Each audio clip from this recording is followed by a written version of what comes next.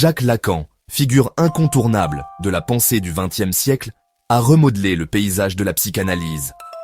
Né à Paris en 1901, Lacan a d'abord suivi une formation de psychiatre. Ses intérêts, cependant, l'ont rapidement attiré vers les théories révolutionnaires de Sigmund Freud. Le parcours intellectuel de Lacan l'a conduit à réinterpréter et à développer les idées de Freud. Il a imprégné son travail des apports du structuralisme, de la linguistique et de la philosophie. Ce mélange unique a donné naissance à une œuvre complexe, mais profondément perspicace. L'influence de Lacan s'est étendue au-delà de la clinique. Ses séminaires à Paris, qui ont débuté dans les années 1950, ont attiré un public diversifié.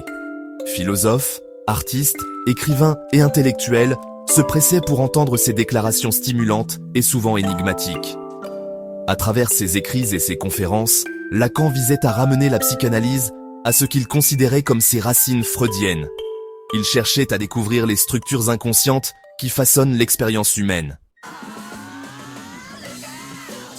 Au cœur de la pensée de Lacan se trouve l'idée de l'autre.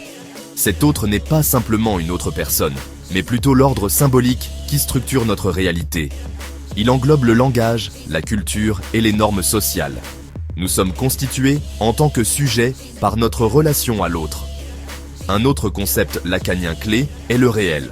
Le réel n'est pas la réalité, telle que nous la percevons, mais plutôt ce qui se situe au-delà de notre compréhension. C'est l'insymbolisable, le traumatique, l'impossible à articuler. L'imaginaire est le domaine des images et des identifications. Il se forme dans la petite enfance à travers notre relation avec nos figures parentales. L'imaginaire nous procure un sentiment de complétude, mais il est finalement illusoire. Les idées de Lacan sont notoirement complexes et souvent exprimées dans un style dense et poétique. Cependant, elles reposent sur une profonde compréhension de la psyché humaine.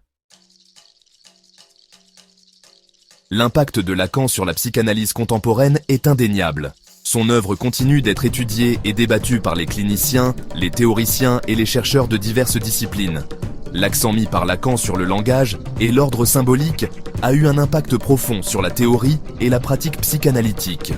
Ces idées ont influencé notre compréhension de l'identité, du désir et de la relation thérapeutique. L'œuvre de Lacan a également trouvé un écho dans des domaines au-delà de la psychologie.